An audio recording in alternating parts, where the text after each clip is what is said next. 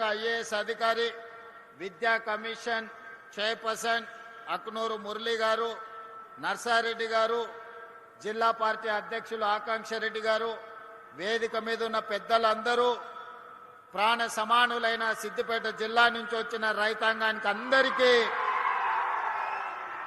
ముఖ్యంగా పాలపిట్టల లెక్క మెరిసిపోతున్న మా అక్కలందరికీ హృదయపూర్వకంగా నమస్కారం.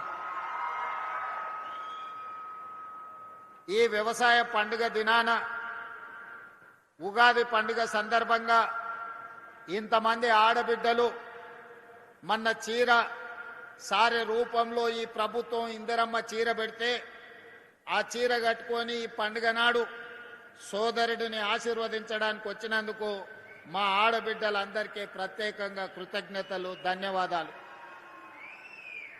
ఇంతకుముందు మిత్రులు రఘునందన్ రావు గారు ఒక మాట చెప్పిండ్రు, ఎద్దేడ్చిన వ్యవసాయం, రైతు ఏడ్చిన రాజ్యం సుభిక్షంగా ఉండదు అని.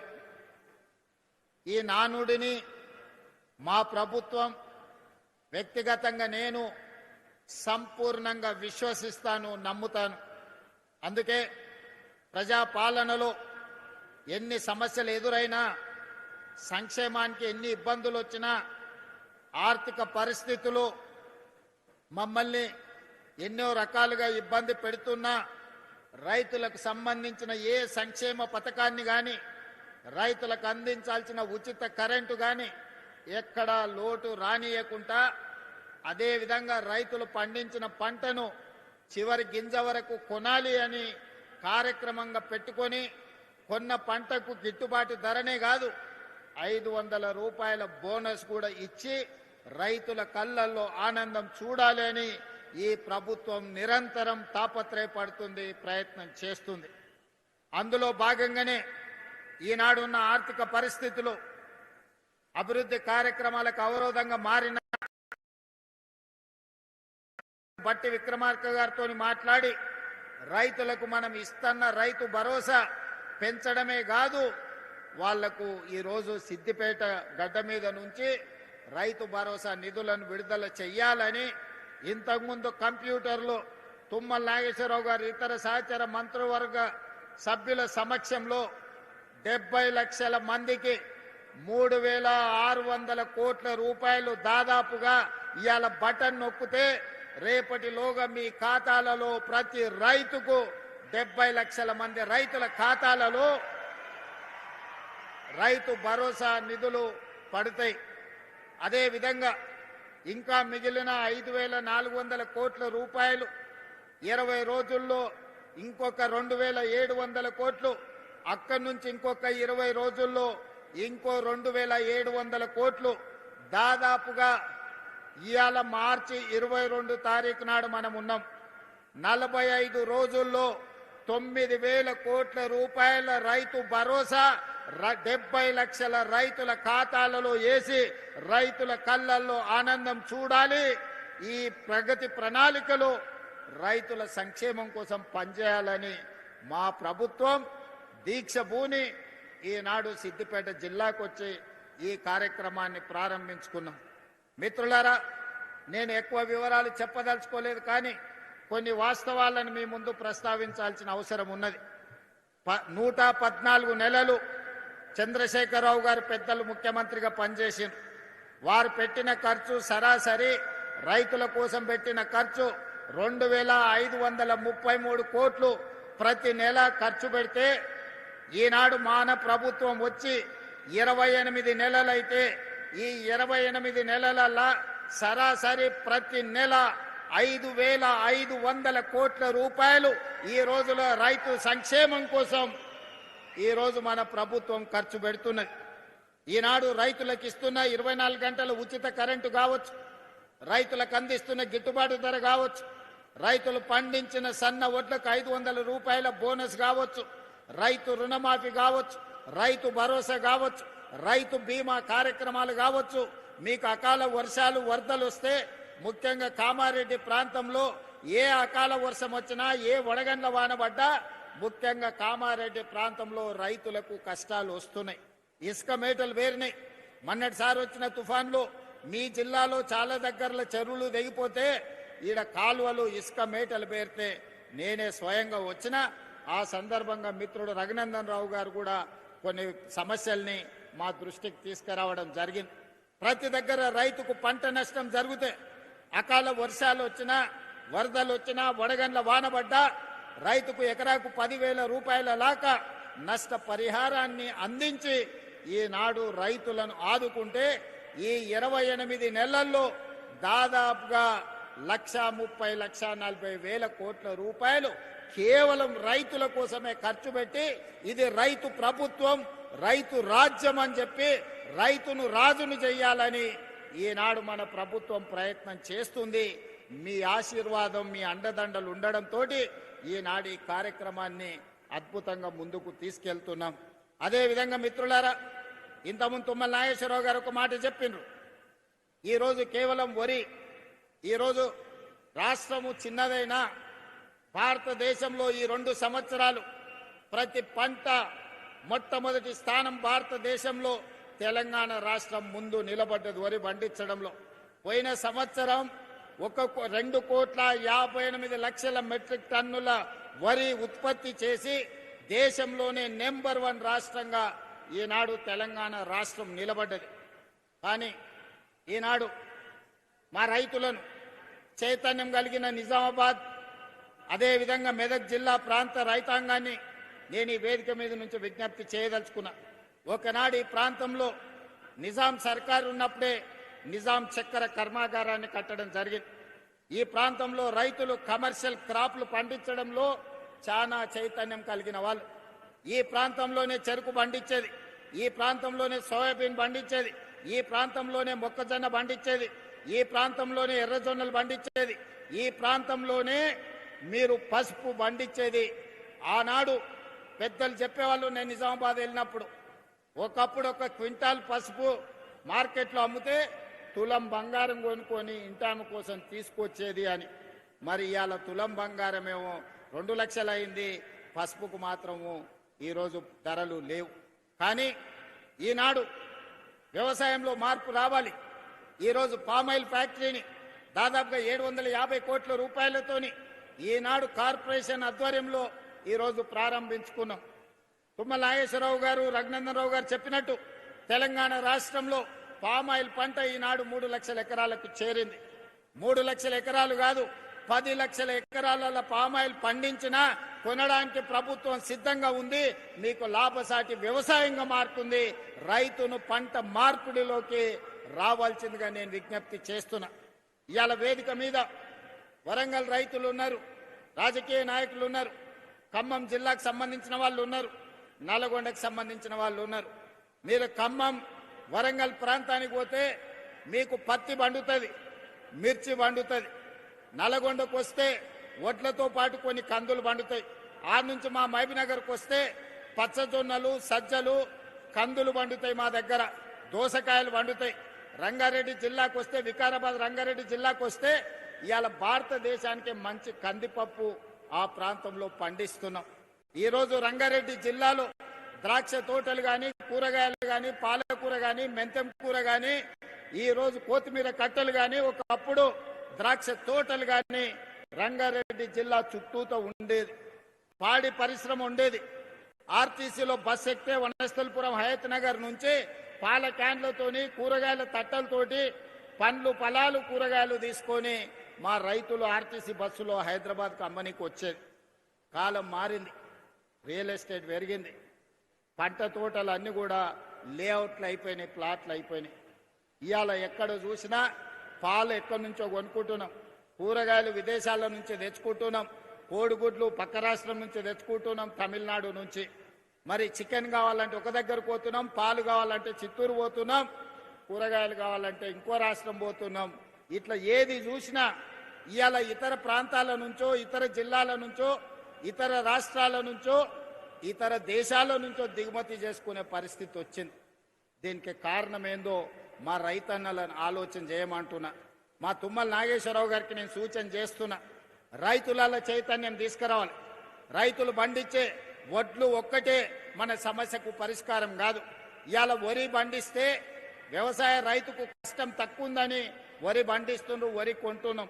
కానీ భారతదేశంలో ఈరోజు ఈ దేశానికే కాదు ప్రపంచంలో అన్ని దేశాలకు మన దగ్గర పండించిన ఒడ్లు బియ్యం సరఫరా చేసినా ఇంకా మిగిలిపోయే పరిస్థితి ఉంది. మన కేంద్ర మంత్రిని కలిసినప్పుడు మేము ఈసారి 50 లక్షల మెట్రిక్ టన్నుల కంటే మేము ఎక్కువ ప్యాడీ కొనము, మీరు ఆపండి అన్నారు. ఇప్పటికే ఈ సంవత్సరం 71 లక్షల మెట్రిక్ టన్నుల ఒడ్లు మనం కొన్నాం. మరి కొన్న ఒడ్లు ఏం చేయాలో మీరు ఆలోచన చేయండి. ఇవాళ గిట్టుబాటు ధరతో పాటు బోనస్ ఇచ్చి కొన్న తర్వాత ఈరోజు పేదలకు సన్న బియ్యం ఇచ్చిన తర్వాత ఇంకా లక్షల మెట్రిక్ టన్నుల ఒడ్లు బియ్యం మన దగ్గర మిగిలిపోతున్నాయి. ఈరోజు విదేశాలకు ఎగుమతి చేద్దామంటే సరైన గిట్టుబాటు ధర లేదు, లాభసాటిగా లేదు, సమస్యలు వస్తున్నాయి. మరి అందుకే ఇవాళ పంట మార్పిడికి మనం పూనుకోవాలి. ప్రభుత్వం రైతులను ప్రోత్సహించాలి, మిల్లెట్స్ పండించాలి, కూరగాయలు పండించాలి, పండ్లు పండించాలి. ఈరోజు పాలకూర లాంటి ఆకుకూరలన్నిటిని కూడా మనం పండించాలి. ఈరోజు రైతులకు పాలు కావాలి అంటే పేద పట్టణంలో ఉండే వాళ్లకు ఈరోజు పాలు పండ్లు కొనాలంటే ఎక్కడికో పోవాల్సి వస్తుంది. వీటన్నిటినీ ఈరోజు మన పంట మార్పిడి ద్వారా రైతులకు అన్ని అవకాశాలు కల్పించాలి. రైతులను ప్రోత్సహించడానికి ప్రణాళికలు సిద్ధం చేయాలి.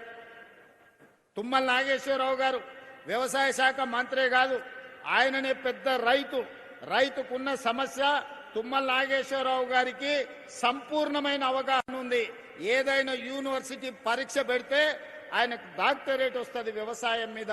వ్యవసాయంలో ఆయన ప్రజాప్రతినిధిగా ఉంటే ప్రజలల్లో ఉంటాడు, ప్రజాప్రతినిధిగా లేకపోతే వ్యవసాయ పొలాలల్లో లొంగి కట్టుకొని వ్యవసాయ పనుల మీద ఉంటాడు. ఇవాళ అలాంటి వాడు మనకు వ్యవసాయ శాఖ మంత్రిగా ఉండడం మన అందరి అదృష్టం. అందుకే తుమ్మల నాగేశ్వరరావు గారికి నేను విజ్ఞప్తి చేస్తున్నా, పంట మార్పిడికి అవసరమైన ప్రణాళికలు తీసుకురండి. కేంద్ర ప్రభుత్వంతో మాట్లాడదాం, మోడీ గారిని అడుగుదాం. మిత్రుడు రఘునందన్ రావు గారు ఉన్నారు, కిషన్ రెడ్డి గారు ఉన్నారు, బండి సంజయ్ గారు ఉన్నారు, 8 మంది ఎంపీలు ఉన్నారు. తెలంగాణ రాష్ట్రంలో పంట మార్పిడి ద్వారా రైతులకు లాభసాటిగా కేంద్ర ప్రభుత్వం రాష్ట్ర ప్రభుత్వం కలిసి మెలిసి ఏ విధంగా లాభసాటిగా చేద్దాం, రైతులు తలెత్తుకొని నిలబడే విధంగా, రైతులు పండించిన పంటకు లాభసాటిగా ధరలు వచ్చే విధంగా ఈరోజు పామాయిల్ పండిస్తే 4 సంవత్సరాలు మనకు రిజల్ట్ రాదు అని చెప్తున్నారు. 4 ఏళ్లు మరి రైతు ఎట్లుండాలంటే రైతును ఆదుకోవాల్సిన అవసరం ఉంది అని ఇంతకుముందు మిత్రులు చెప్పారు. అందుకే కేంద్ర ప్రభుత్వంతో పాటు కేంద్ర ప్రభుత్వం రూపాయి ఇస్తే తెలంగాణ నుంచి కూడా ఇంకో రూపాయి తోడేసి ఆ 2 రూపాయలు రైతుకి 4 ఏళ్లు బతకడానికి, జీవనం సాగించడానికి సహకారం అందిస్తాం. పామాయిల్ ఫ్యాక్టరీలు కడదాం. ఈ వేదిక మీద నుంచి తుమ్మల నాగేశ్వరరావు గారికి నేను విజ్ఞప్తి చేస్తున్నా, మా కొడంగల్ అత్యంత వెనుకబడిన ప్రాంతం, అమాయకులు మంచోళ్ళు, అడగడం కూడా రానోళ్ళు. అందుకే ఇవాళ నేను బాధ్యత ఎక్కువ తీసుకోవాల్సి వచ్చింది. చాలా రోజుల నుంచి ఉపాసం అన్నారు, 1 పూట తిని బతికాను.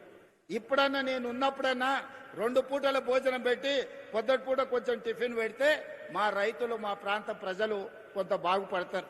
అందుకే తుమ్మల నాగేశ్వరరావు గారికి వేదిక మీద నుంచి విజ్ఞప్తి చేస్తున్నా, సిద్దిపేటలో కట్టిన ఈ ఫ్యాక్టరీ కొడంగల్ నియోజకవర్గంలో కూడా ఇట్లాంటిది ఒక ఫ్యాక్టరీ కట్టండి, మా రైతులకు ఉపయోగపడుతుంది. దయచేసి తుమ్మల గారు, అదేవిధంగా మిత్రులు దామోదర్ రాజనరసింహ గారు, మహబూబ్ నగర్ జిల్లా ఇన్ఛార్జ్ మంత్రివర్యులు వారు, దామోదర్ రాజనరసింహ గారు ఒక్కసారి సమీక్ష చేసి ఇంత మంచి ఫ్యాక్టరీని నా నియోజకవర్గంలో కట్టడానికి దామోదర్ రాజనరసింహ గారిని, తుమ్మల నాగేశ్వరరావు గారిని విజ్ఞప్తి చేస్తున్నా. ఇది మంచి లాభసాటి వ్యవసాయం. ఇలాంటివి వస్తే, ఇలాంటి పరిశ్రమలు వస్తే మన పిల్లలు చదువుకోవడానికి, మన కుటుంబం బాగుపడడానికి, మనం ఒక మంచి ఇల్లు కట్టుకోవడానికి, మనం మంచి కారు కొనుక్కోవడానికి ఎవరి దగ్గరను పోయి చేయి ఆపాల్సిన అవసరం లేదు. ఇవాళ పెద్దలు సుదర్శన్ రెడ్డి గారు ఉన్నారు. మనందరికీ తెలుసు, మనం అంకాపూర్ చికెన్ అని తింటుంటాం అప్పుడప్పుడు. అంకాపూర్ అమెరికాలో లేదు, నిజామాబాద్లో ఉంది అంకాపూర్ అనే ఊరు. ఆ కాలంలో మారుతి కార్లు వచ్చినప్పుడు ఊరంతా వ్యవసాయం చేసుకునే రైతులు అందరూ పోయి మారుతి కార్లు కొనుక్కొని వచ్చారు. వ్యవసాయము లాభసాటిగా అంకాపూర్ అంటే మా మహేష్ గౌడ్ గారు అంటుంటారు, మీరు వ్యవసాయం నేర్చుకోవాలంటే మా అంకాపూర్ వచ్చి చూడండి అని. సంతోషమే, చూస్తాం. కానీ తెలంగాణలో 12,702 గ్రామ పంచాయతీలు ఉన్నాయి. ప్రతి గ్రామ పంచాయతీ ఒక అంకాపూర్ కావాలి. ప్రతి రైతు వ్యవసాయంలో సంపాదించి, వ్యవసాయంలో పంట పండించి కారు కొనుక్కునే స్థాయికి రావాలి. ఆ విధంగా అంకాపూర్ అనే గ్రామాన్ని ఆదర్శంగా తీసుకొని తెలంగాణ రాష్ట్రం 12,728 గ్రామ పంచాయతీలు ఉన్నాయి.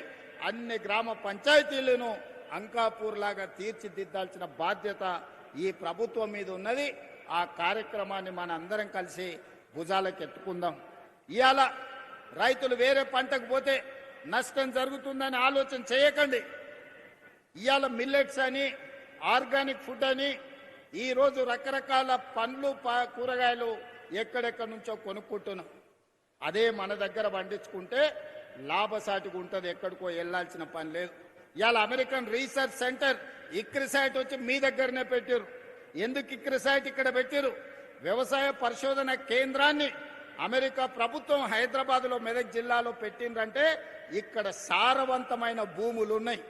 ఈ సారవంతమైన భూములు ఒక్కొక్క జిల్లా ఒక్కొక్క పంటకు ప్రతిదీ, ఒక్కొక్క జిల్లాలో ఒక జిల్లాలో చెరుకు పండితే, ఒక జిల్లాలో పత్తి పండితే, ఒక జిల్లాలో మిర్చి పండితే, ఒక జిల్లాలో పసుపు పండితే, ఓ జిల్లాలో కందులు పండితే, ఓ జిల్లాలో ఎర్రజొన్నలు పండితే, ఓ జిల్లాలో ద్రాక్ష తోటలు పండుతాయి, ఓ జిల్లాలో టమాటాలు పండితే, ఇంకొక జిల్లాలో వంకాయలు పండుతాయి, దోసకాయలు పండుతాయి, బెండకాయలు పండుతాయి.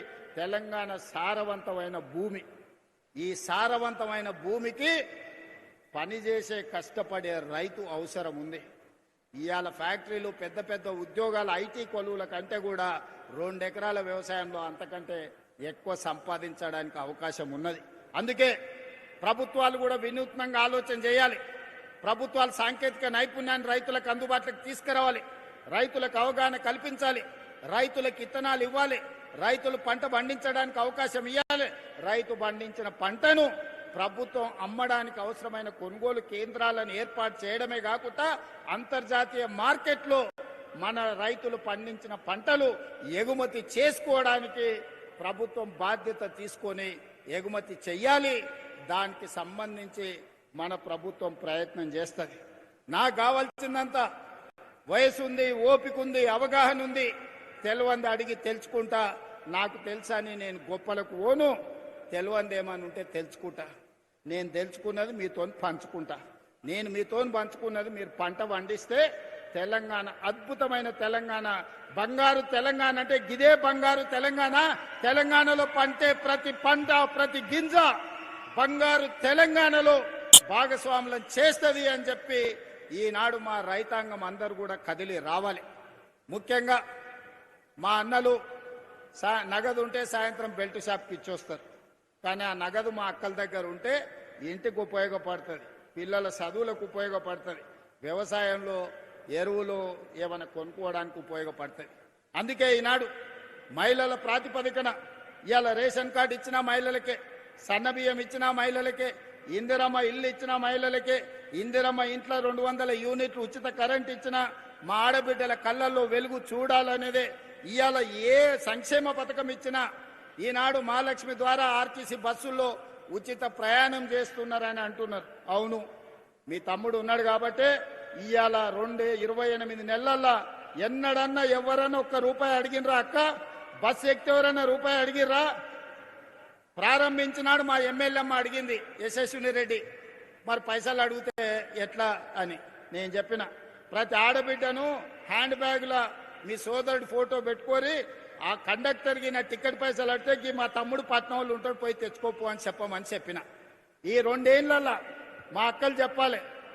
అంతకుముందు అమ్మగారి ఇంటికి పోవాలంటే ఇంటి ఆయనను అడగాల్సిన పరిస్థితి. అమ్మవారిని దర్శించుకోవాలంటే ఏం పోతావు లే అమ్మ అంటే బాధపడి ఇంట్లో ఉండేది.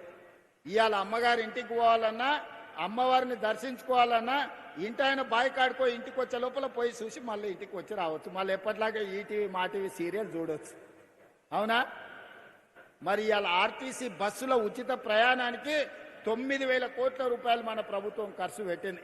ప్రతి నెల మా ఆడబిడ్డల బస్సు ఉచిత ప్రయాణానికి 350 కోట్ల రూపాయలు నెల నెల టంచన్గా ఆర్టీసీకి ఇచ్చి నష్టాలలో ఉండి ఆత్మహత్యలు చేసుకుంటున్న ఆర్టీసీ కార్మికులను 50,000 కుటుంబాలను ఇవాళ ఈ పథకం ద్వారా మనం ఆదుకోవడం జరిగింది.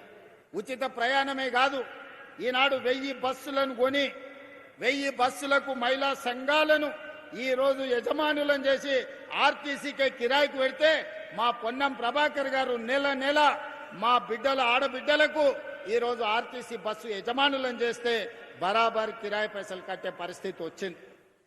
ఇవాళ పెద్ద పెద్ద కంపెనీలు కాదు, ఈ రోజు మా ఆడబిడ్డలే 1000 బస్సులకు యజమానులైన ఉచిత ప్రయాణమే కాదు బస్సులకు మా ఆడబిడ్డలు యజమానులైన. ఇవాళ మా ఆడబిడ్డల్ని పెట్రోల్ బంకులు పెట్టించిన స్వయం సహాయక సంఘాలకు ఈ రోజు మా నారాయణపేటలో అదేవిధంగా ఇతర ప్రాంతాలలో ఇవాళ ఆడబిడ్డలకు పెట్రోల్ బంకులు ఇచ్చినాం, మీరు స్వయంగా నడుపుకోండి అని చెప్పినాం. ఇవాళ 67 లక్షల మంది ఆడబిడ్డలు స్వయం సహాయక సంఘాలలో సభ్యులుగా ఉన్నారు. అందుకే నేను ఒక మాట చెప్పిన, మా అధికారులకు ఆదేశాలు ఇచ్చిన 2034 సంవత్సరం లోపల 1 కోటి మంది సభ్యులను చెయ్యాలి, 1 కోటి మందిని కోటీశ్వరులను చేసే వరకు విశ్రమించేదే లేదు, ఆడబిడ్డల కోసం ఈ ప్రభుత్వం పని చేస్తుందని చెప్పినాం. మా అక్కలందరికీ నేను సూచన చేస్తున్నా, ఇవాళ మీరు 67 లక్షల మంది సభ్యులు ఉన్నారు, దీన్ని 1 కోటి మందిని చేసే బాధ్యత ప్రతి సంఘం సభ్యురాలు బాధ్యత. ముఖ్యంగా పట్టణాలలో తక్కువ చేరింది, పల్లెటూర్లలో 90% చేరింది, కానీ పట్నంలో తగ్గిరు. పట్నంలో కూడా సంఘం సభ్యులను పెంచండి.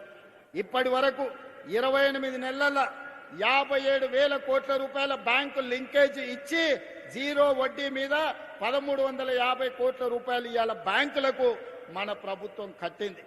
ఇవాళ మీరు ధైర్యంగా బ్యాంకుల లింకేజ్ తీసుకోండి, వ్యాపారాలు చేయండి, ఆర్థికంగా ఎదగండి, మీకు అండగా ఈ ప్రభుత్వం నిలబడుతుంది.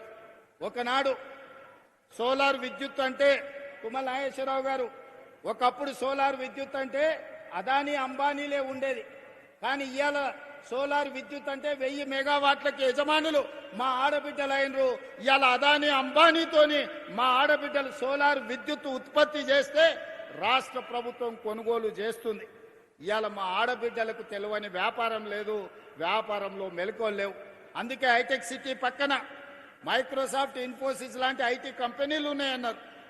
మరి శిల్పారామం పక్కన 3.5 ఎకరాలు 1000 కోట్ల భూమి 106 స్టాల్స్ మా ఆడబిడ్డలకిచ్చి వాళ్ళు తయారు చేసే వస్తువులన్నిటినీ ప్రపంచానికి అమ్మే విధంగా, ప్రదర్శించే విధంగా ఇవాళ ఇందిరా మహిళా శక్తి సెంటర్ని హైటెక్ సిటీ పక్కన ఆడబిడ్డలకు ఇచ్చినాం. ఇవాళ వాళ్ళు తయారు చేసే వస్తువులను అమెజాన్ ఆన్లైన్లో కొనుక్కోవడానికి ఈరోజు పెట్టించినాం.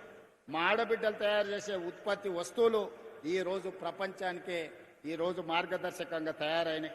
అందుకే మా ఆడబిడ్డలందరినీ నేను కోరుకునేది ఒక్కటే, మీరు ఆర్థికంగా నిలబడాలి. స్వయం శక్తితోని ఉన్నప్పుడే, మీ కాళ్ళ మీద మీరు నిలబడ్డప్పుడే మీ కుటుంబంలో గౌరవం ఉంటుంది. భర్త అయినా కొడుకైనా ఆడబిడ్డ చేతిలో నగదు ఉన్నప్పుడు ఇచ్చే మర్యాద వేరు. ఆడబిడ్డ చేతిలో నగదు లేకపోతే పండుగ పూట చీర కొనుక్కోవాలన్నా కొడుకునో మొగుడునో అడగాల్సి వస్తే ఆత్మగౌరవం ఉండదు. అందుకే ఇవాళ మీ సోదరుడిగా, తెలంగాణ రాష్ట్ర ముఖ్యమంత్రిగా అహర్నిశలు మీకోసం కష్టపడతా, మీకోసం పనిచేస్తా, మీకోసం నిలబడతా, మీ సోదరుడిగా నిలబడతా. మీరు నిలబడండి, మీరు ఎదగండి.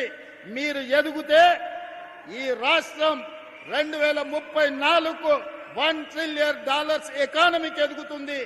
దేశ ఆర్థిక వ్యవస్థలో ఆడబిడ్డకు అర్ధ భాగస్వామ్యం వచ్చినప్పుడే ఈ దేశం యొక్క ఆర్థిక వ్యవస్థ బలపడుతుంది. అవసరమైతే ఎవరితోనైనా కొట్లాడతా, ఎక్కడి నుంచైనా నిధులు తెస్తా.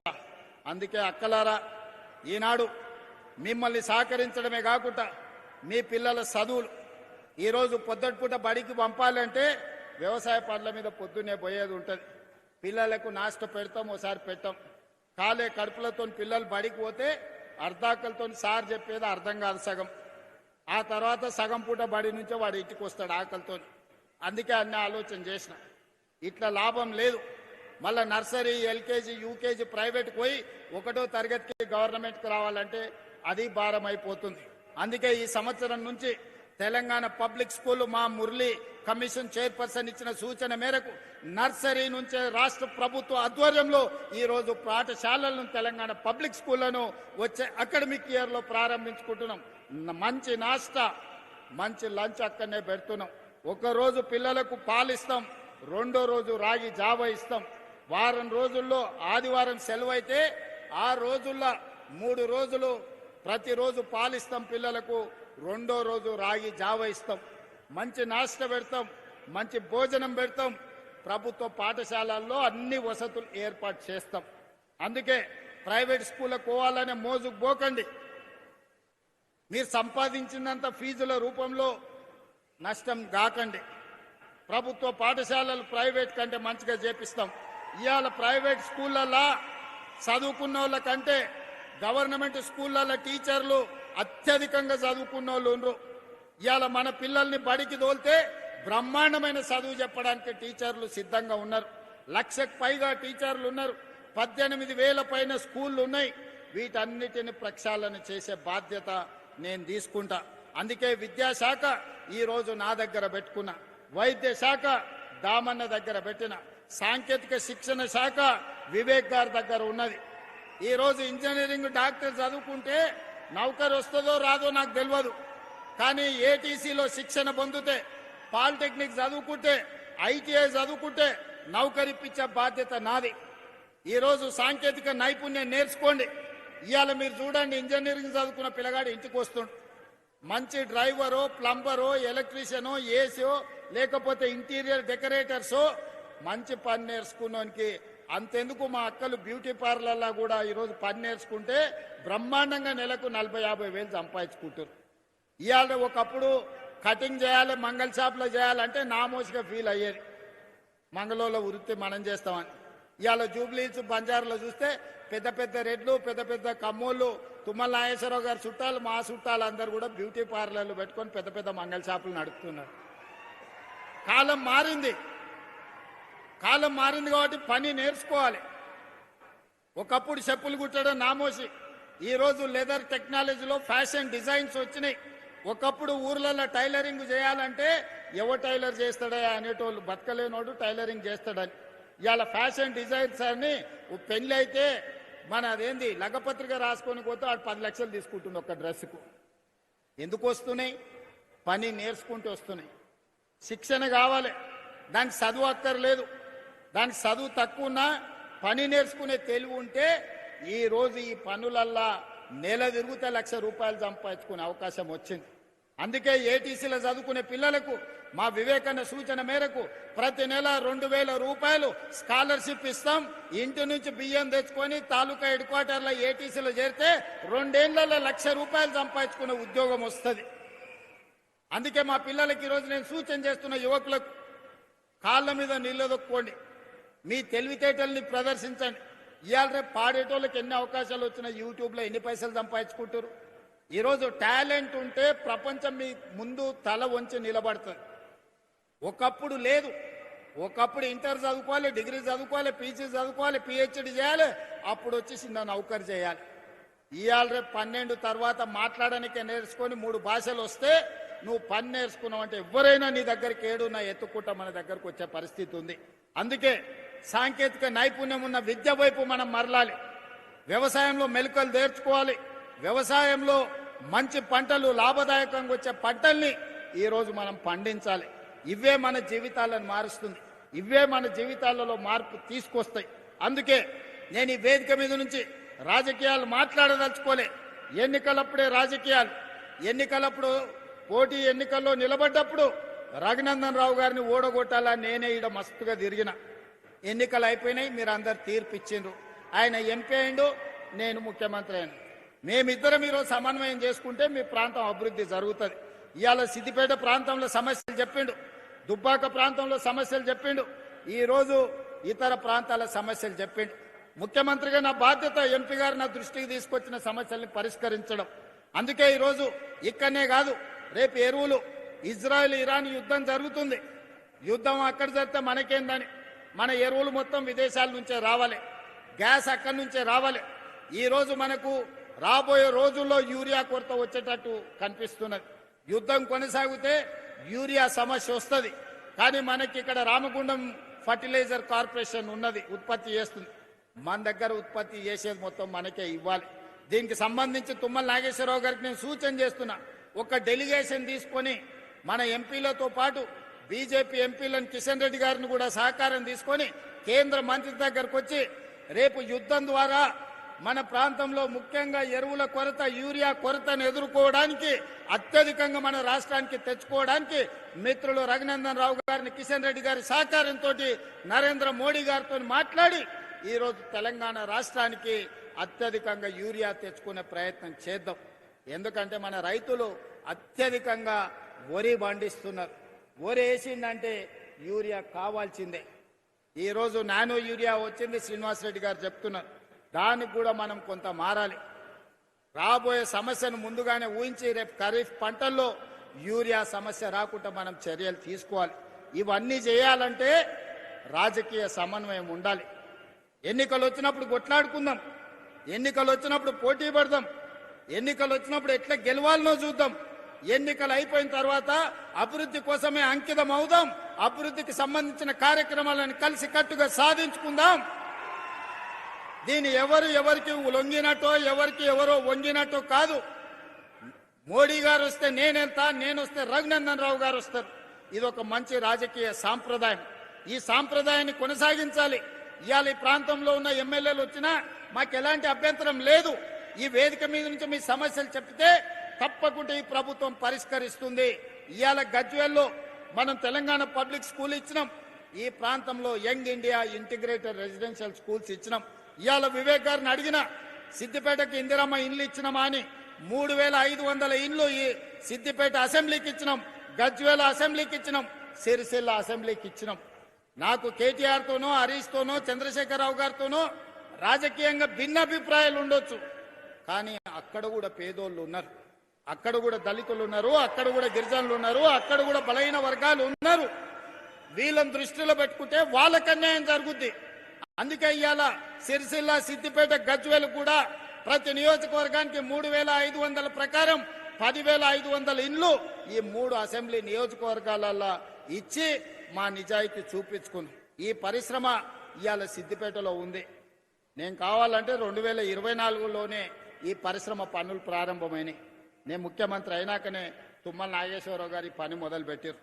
కావాలంటే ఇది నేను కొడంగల్కు తీసుకుపోతుంటేనా? ఎందుకు ఇక్కడ కట్టించినాం? ఇక్కడ రైతుల కోసం కట్టించినాం. ఇక్కడ ఉండే ఎమ్మెల్యే కోసం కట్టలే, ఎమ్మెల్యే ఉన్నాడని తరలించలే.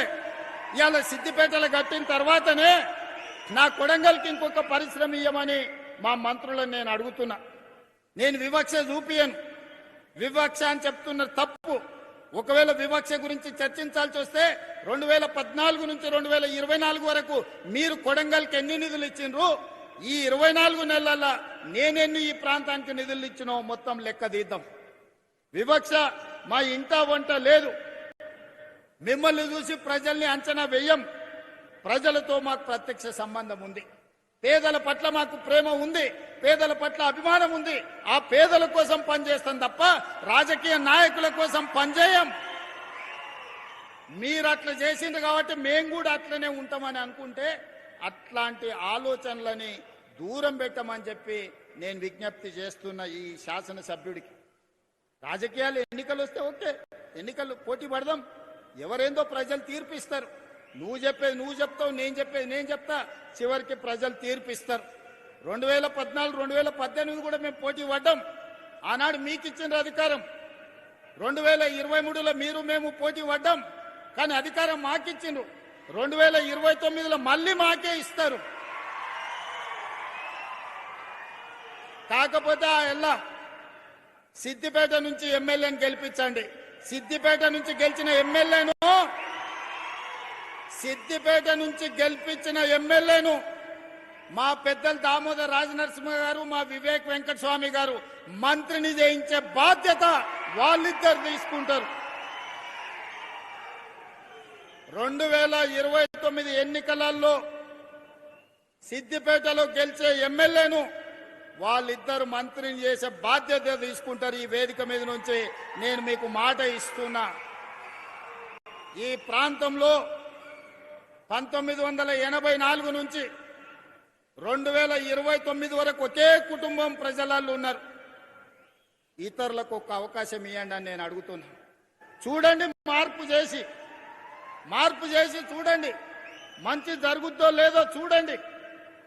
అందుకే ఈ ప్రాంత ప్రజలు చైతన్యవంతులు. ఈ ప్రాంత ప్రజలు విచక్షణతో ఆలోచన చేయండి. ఈ ప్రాంతాన్ని అభివృద్ధి చేసే బాధ్యత మా ప్రభుత్వం తీసుకుంటుంది. మల్లన్న సాగర్ సమస్య ఉండొచ్చు, ఇతర సాగునీటి ప్రాజెక్టులప్పుడు ఏటిగడ్డ కిష్టాపూర్లో 48 గంటలు నేను దీక్ష కూర్చున్న మల్లన్న సాగర్ అప్పుడు. ఆనాడు దామోదర రాజనరసింహ గారు, రఘునందన్ రావు గారు అందరి ప్రాంత రైతుల కోసం వచ్చి నిలబడ్డారు. ఇళ్ల కరెంటు తీసి ఊర్లకు నీళ్లు వదిలి రాత్రిపూట కొడితే ఆన్నే చితిబేర్చుకొని చనిపోయిన రైతులు ఈ ప్రాంతంలో ఉన్నారు. మేము ఎన్నడట్లా చేయలేదే. రైతులను ఒప్పించి, రైతులను మెప్పించి, నష్టపరిహారం పెంచి మొన్న నారాయణపేట కొడంగల్ ప్రాజెక్టు కడితే ప్రజలు అడిగితే 14 లక్షలు మేము ఇస్తామంటే కాదంటే 20 లక్షలు పెంచి 98.5% రైతులు లైన్లో నిలబడి ప్రభుత్వానికి భూమి ఇచ్చినాకనే నారాయణపేట కొడంగల్ ఎత్తిపోతల పథకాన్ని పనులను నేను ప్రారంభించిన.